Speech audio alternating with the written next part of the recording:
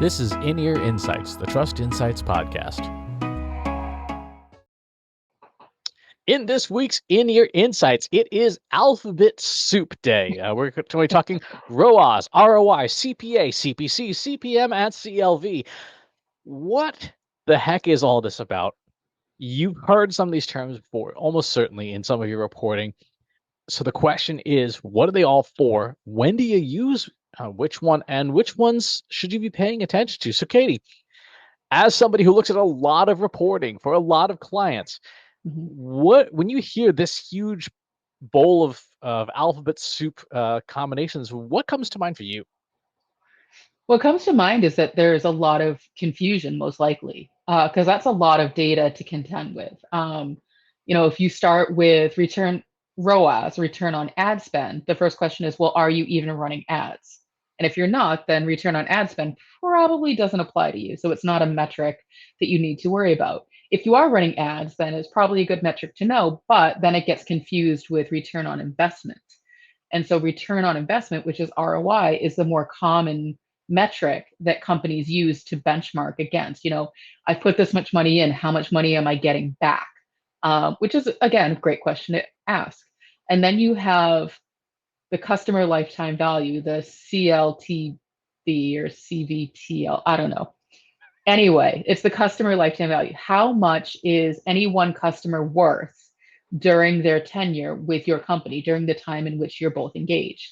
And that's a harder metric to nail down if you're like us and you have services, you do consulting versus you sell a thing like a refrigerator and somebody goes away and they never need another refrigerator again for the next like 10 to 15 years. But a good metric to understand, because this is a metric that once you have it, it can help you understand all of your other metrics. So some of these metrics that we're talking about are subsets of other metrics. And so I don't know. I mean, when I see all of these things in one place, it says to me that people don't know where to start. So I think, Chris, one of our aims for today's podcast is, where does someone start? And what metric is the one that they should be looking at? Unsurprisingly, the answer is, what's the outcome you're looking for, right? I What thought is you the were going to goal? say it depends. Well, it does depend. It always depends. Anything with measurement depends, because it depends on what you're measuring. That's Um, right. there's three really important concepts that people don't think about when it comes to this stuff. One is um, gross versus net, which are financial terms. What did you take in money wise, right? Which is the gross. Mhm. And then what are you left with after you've taken care of your expenses? And so that gross versus net is really important, particularly for something like customer lifetime value, because there is a cost to continuing to serve a customer, just like there is a cost to acquire a customer. And there's those three that have the letter C in them: CPA, cost per acquisition; CPC, cost per click; and CPM, cost per thousand impressions. Really focus on what did we spend to get some kind of outcome. But ROAS, ROI, and CLV, I think, are the ones that are a bit bigger picture, because Mhm. now you're starting to talk about that money in, money out kind of thing. So ROAS you can extend to other marketing channels, because it really is that gross, how much money did you bring in, and then for the things you did to bring that money in, what did you spend on it? That's so it's earned divided by spent. That is essentially what ROAS and its variations are. ROI is a much bigger picture question. It's a question about profitability. So it's earned minus spent divided by spent. And that's the one that marketers have the hardest time with, and they do the most wrong, because there's that spent part is really complex. When you run a Facebook ad campaign, for example, there's the hard dollars you're paying to Mark Zuckerberg, right? But there's also the time that you've spent, the employees that you put towards it, their salaries, their benefits, the electricity to power the lights, all these things that, essentially, if you didn't have those things, you couldn't do the thing. And part Mhm. of that has to go into that computation to say, what did this profit we made cost us, which is different than what did this revenue cost us, which is ROAS. You can get and this is a really important thing for ad managers to understand, you can get positive return on ad spend and get negative ROI. You can, even though you earned money from your ads, it cost you so much to run the ads with all these extra costs that you actually lost money. This is particularly true for companies that make a thing, a product, a service, like a shaving razor. The cost of goods to make this thing, the plastic, the metal, and stuff, goes into the spent side, and so you may find that you have no margin, and therefore the ROI of your marketing is actually negative. So you are talking about equations and numbers and metrics, and I can understand why this is confusing. So, let's just start with, let's start with return on ad spend, just that one. And so repeat to me what that equation was. Sure, the money that your ads earned Mhm. divided by the money you spent. And so let's pick apart because the money that your ads earned, let's put that aside for a second because the assumption is that is easier to calculate, but I don't know that that's necessarily true. The money you spent for any of these calculations is the harder thing to nail down. And so this is where, Chris, you're saying that marketers or ad managers get it wrong, is that they're assuming it's just the hard dollars put in. So if I put in $30 to an ad and I get $60 in sales back, I can calculate my return on ad spend. But what you're saying is that's not true because what you haven't calculated is the amount of time that that ad manager spent to talk with the client, come up with the creative, maybe work with a third party to purchase images, maybe have a second person edit, the 15 minutes that you had to reset all of the ads because Facebook said, just kidding, I'm going to crash halfway in between. And then the amount of time you spend with the Facebook ad rep saying, why did my ads crash? Why can't I run them? Why did you disqualify them? And so all of that time adds up as well, plus maybe, a fraction of your electricity bill, or maybe a fraction of your, water bill because you're constantly dehydrated because all you do is sit at your computer and try to get Facebook ads to work. So there's a lot of things that are factored in that aren't necessarily in that calculation when you say it in that very straightforward way. Yes. And with ROAS specifically, ROAS does not take into account those other investment costs. It is hard dollars only. You see it most for e-commerce, right? Where you Mm-hmm, can say, like, okay, I sold, this number of hip hooks or stress balls or whatever, mm-hmm, and advertisers like Facebook love ROAS because it makes them look great all the time. 200% return on ad spend, 500% return on ad spend. And because those soft dollar costs and those overhead costs are not in ROAS, um, Facebook or Google Analytics or Google Ads can do that computation for you and present you the results and say, like, hey, here's what's happened. Where all those costs come in is on the ROI side, where you say, okay, what was the cost of this profit, of this, this mm-hmm. net profit? Because when you take away all those extra expenses from your gross, you're left with your net. And so it's now the cost of that net.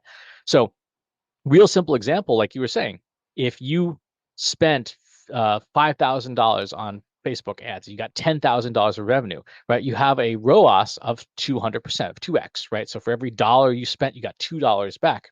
Mm-hmm. But then on the ROI side, you say it was $10,000 minus the 5,000 divided by 5,000. That's an ROI of 100%, which is still good. But then you have to add in your time, Mm-hmm. which is whatever your salary is for that period of time that you're doing stuff, and all the other overhead, your healthcare costs.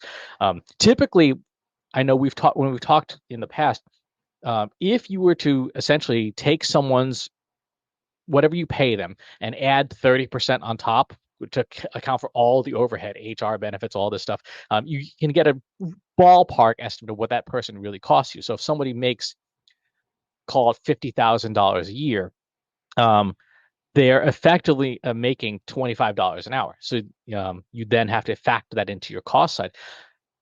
You can get to a point, especially if you're paying an agency or something like that, where you would have that $5,000 spent would actually could be $10,000 spent in agency costs and stuff. And now your ROI is zero, right? Hmm. Because you earn my spent divided by spent is it comes out to a zero. And so suddenly that 200% ROAS is a zero ROI. And now you're not making money. You're not making money anymore. And so for you as a CEO, the marketing manager or the ad manager, maybe the CMO would be focused on ROAS, but you as the CEO would be saying, no, but guys, accounting is saying we didn't make any money last month. What's going on? And I've actually had that conversation when we did run ads for a short period of time. We were losing money because we were working with an agency and we were paying them plus the cost of ad spend, and the numbers didn't add up in a positive way. The other metric I would throw out there that I think can be confusing is cost per click. And so you have ROAS, you have ROI, and then you have cost per click. And so if you think about it logically, it's the amount of money that it takes for someone to see the ad and click on the ad itself. But that doesn't extend to them doing something with it. All they've done is clicked on it. And therefore, you've had to spend money just for them to go, no, I don't want this thing. And so cost per click is a subset of return on ad spend. That's right. And those three cost things are essentially like a mini funnel. Like cost per CPM Mhm. is cost per impressions. How much does it cost you just to get in front of people? Cost per click is how much does it cost you just to get them to do anything? Right. And then cost per acquisition is what did it cost to actually get the goal achieved, the conversion that you were looking for? And those three things actually are a very helpful diagnostic funnel to be able to say, where is our ad campaign going wrong? Mhm. Is the transition from cost per thousand to cost per click, 2%? Okay, well, if that's the case, then our ads suck. People are seeing them, they're just, they don't like them. Or people click and go to the website, and there's a big difference between CPC and CPA because people, again, they got to the landing page, they're like, this is not what I thought I was clicking on. They leave, and you've spent all that money and you've gotten nothing for it. And so those three metrics are really important to look at together. It's a bad idea to try and measure each one discreetly and say, okay, we're going to make decisions just on CPM. Well, Mhm. unless you're running purely branding exercises, you really don't want to do that. And some of them, like CPC, have massive fraud problems, click fraud, where you have bots clicking, or people in lower wage countries just clicking on ads all day long, pumping up prices and stuff. And so you want to have all three sort of laid out together so you can see, is something obviously, are the ratios so off that something's obviously wrong? So they're good diagnostics. It sounds like what you're describing is if you are running some kind of a campaign, whether it be, on Facebook or another platform, then you probably want to stack up your metrics to follow that funnel. So you want to have CPM and then CPC and then CPA and have that funnel into your return on ad spend and have that funnel into your return on investment. And so looking at all of those things, the conversion rate between each one, then to your point, Chris, you can say, well, where is this thing not working versus, I don't know, enough people aren't doing something. Let me just throw another $500 at it to see if that helps. Or let me go ahead and change the copy because that might be the thing. But instead, you are presenting a very logical and achievable, something that we can all do because all of the platforms have those metrics in them. Just stack them up in such a way that you go in that logical order, similar to you do with your sales funnel, so that you can say, where is it broken? Is it broken, to your point, between people seeing the ad and then doing something? Or do they do something and then they just don't convert to buy something? Yeah, you're saying it exactly right. These measures, instead of just being a bowl of soup, should be sequenced to tell a story from that Mhm. very first impression, CPM to CPC to CPA to ROAS to ROI to CLV. If you line them up, it tells a story of the customer Mm. journey.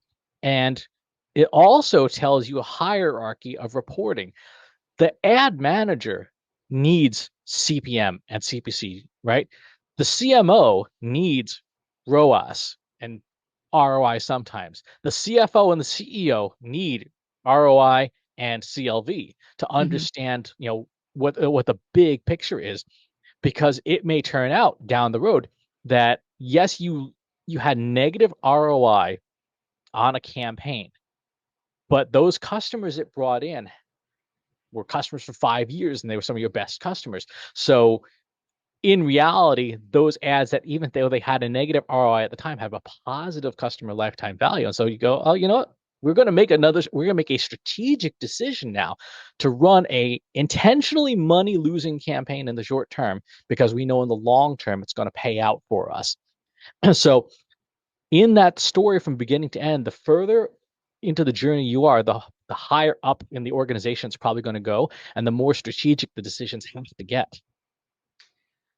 So you'd mentioned at the start of this conversation that people use these calculations when they're running paid ads, but you can also use it for organic marketing. So, as we're having this conversation, I'm thinking about the type of work that we do, and we really focus in on email marketing and organic search. Am I correct in understanding that you can take that same hierarchy of metrics and apply it to an organic channel, such as email marketing? Absolutely. And this is where those soft dollars can start to come into play. So you pay an email service provider to send emails, whether it's your marketing automation software like HubSpot or whatever. You pay money, hard dollars, for those emails. You pay somebody to write those emails. You pay somebody to send those emails. You pay somebody probably to process some of those emails. And so there is a clear spend on email Mm, marketing. If you didn't do it, you would have this amount of time and money for something else. And as long as you're doing a good job with your Google Analytics and your attribution tracking and all that stuff, you should know like what did this email bring in terms of revenue. It may not be cut and dried if you're not an e-commerce company. It may be like, hey, we brought in 40 leads and we know the average value of a lead is $100, so this was worth effectively for $4,000. Once you have those numbers, then you can start to apply those calculations. And this is where really important you start to pay attention to some of those ROAS and ROI numbers, because for something like social media, people love to say social media is free. Posting on Facebook's free. Well, no, it's not. You're hmm paying somebody's time to do that. The creative team, the community manager, all that stuff, there's dollar cost to it. And if you're getting no leads or no sales from social media, then it's actually you might have negative ROAS, the effective ROAS, right? Because you're spending hmm people's time on this thing and not getting money in. You're going to get negative ROI for sure, and you may have no customer lifetime value from social media. So to your point, it's really important to try and apply these calculations as much as possible in an apples to apples way on all your marketing efforts, so you can see hmm like what am I spending my time on, and is it worth it? When we did this for my YouTube show, I used to do a daily YouTube show. I loved doing it. Less than 1% conversions in my attribution model. And it's like, okay, it's 40 minutes a day for no return. I could be doing other work in that time. And so whoosh, it went. Which is interesting because you've applied it just to that one channel because your intention with that YouTube show was to convert people to do something. Now, what if your goal was awareness? Was it doing that? And when you look at your customer journey across all of your marketing, so we're talking about two things. We're talking about these metrics and calculations across just one channel at a time to see what it's doing. But then when you do a customer journey map across all of your channels, that's a different kind of analysis. And so if your goal with your YouTube channel was conversions, but it was driving awareness, then those are two very different things. And maybe you're okay with YouTube driving awareness, but it not driving conversion as long as it's leading people to your newsletter or your speaking gigs or whatever the thing is. And that's where we need input from people like you as to what is the strategy we're going for and how does it align with the data we have. There's a fascinating piece on LinkedIn recently from LinkedIn Labs saying that for B2B marketers, anywhere from 2 to 5% of your audience has buying intent at any given time. 95% of your audience has no buying intent whatsoever. And so Mm-hmm. we're sending all these emails and running all these campaigns and telling people, hey, contact Trust Insights if you need some help with change management. And 95% of people are like, nope, not have no need for that right now. And so LinkedIn's urging was to say you should be measuring your campaigns on mind share. Do people remember that you even exist, so that when that person does enter that buying cycle in a year, 2 years, 5 years from down the road, they go, I'm going to contact Trust Insights.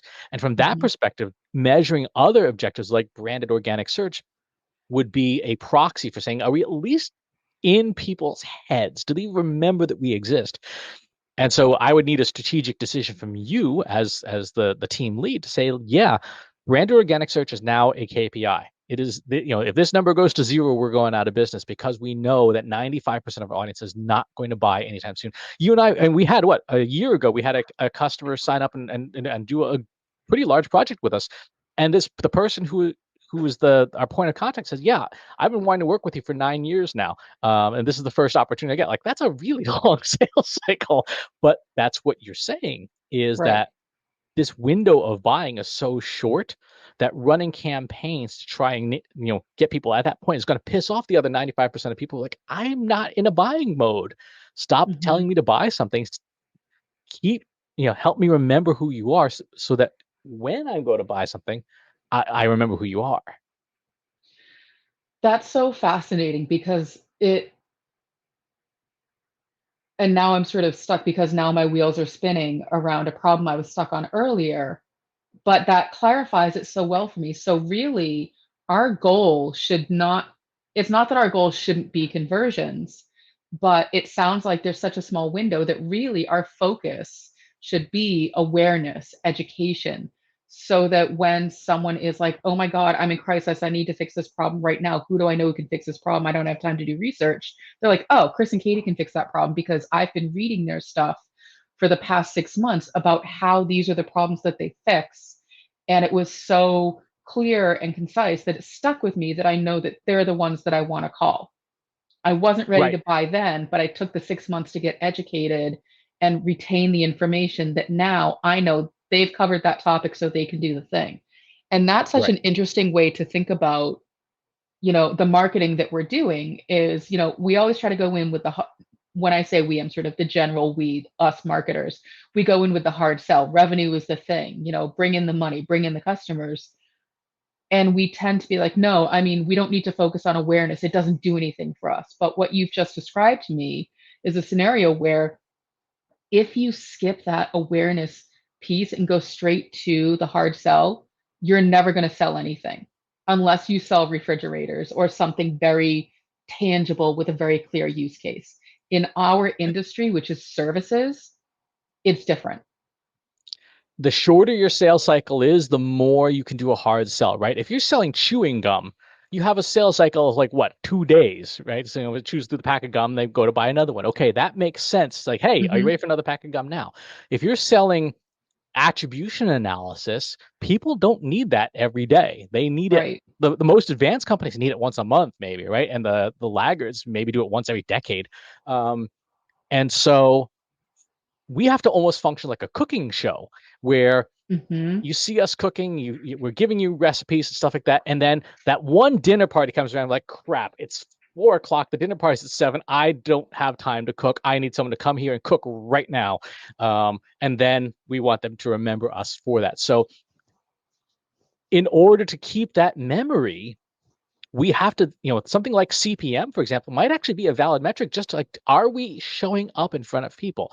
One, Hmm. by pure accident, our strategy of focusing on organic search and email marketing for our own company has been a huge benefit, because 2 email newsletters a week, that's 104 touch points every single year. We're managing to stay in front of people, a podcast every week, a live stream every week, just trying to be helpful, trying to keep people, people remember us.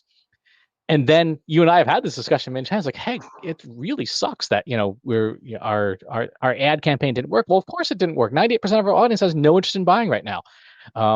But our inbound inquiries do, when people say, Hmm. I need help, right? So we have to sit down and look at this journey of our own, look at our numbers and measures and go, maybe we're just measuring the wrong things. This has been such an illuminating conversation because I think we have been measuring the wrong things. We have been thinking about it the wrong way and not completely wrong. Like a lot of the metrics that we're looking at are important. Like, yeah, if we have no money coming in, then there's no company. So obviously, I need to be looking at that metric. But when thinking about it in that more holistic 360 way, thinking about what is the most important thing for us to be focusing on is different. And so this is, I mean, I feel like I just need to, go heads down for the next 3 days and rewrite everything, all the plans. But obviously, that's not a reality. The good news is we're already doing a lot of the awareness stuff. And so, one of the conversations, Chris, that you and I will probably have this week is, you know, do you resurrect your YouTube show, but think about it, in a way that it doesn't take you 40 minutes a day to produce, but is still driving that awareness. And is that okay? Because the goal isn't conversion, the goal is that long-term awareness. So I think that this has been, incredible. It's been incredibly helpful to me. And where we started was thinking about all of those metrics that we throw around, the CPM, the CPC, the CPA, the ROAS, the ROI, the customer lifetime value. All of those metrics are important with the right context. And if you're just looking at them through the funnel of I need to bring in more money, then they may almost always fail you because marketing and human behavior is so much more complex than that. Exactly right. And we know this from our own experience. I was setting up a new server this weekend. I don't do that more than once every couple of years, but when I do it, I know exactly what vendor I'm going to, Mm-hmm. and I buy the thing.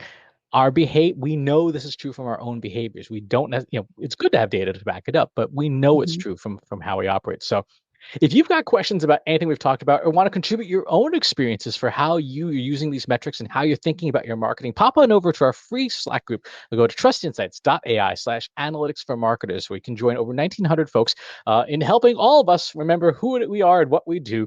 And if you're watching the show or listening to it somewhere, there's a place you'd rather get it, go to trustinsights.ai/TI podcast, where you can find it on most channels. Thanks for tuning in, and we'll talk to you soon. Take care.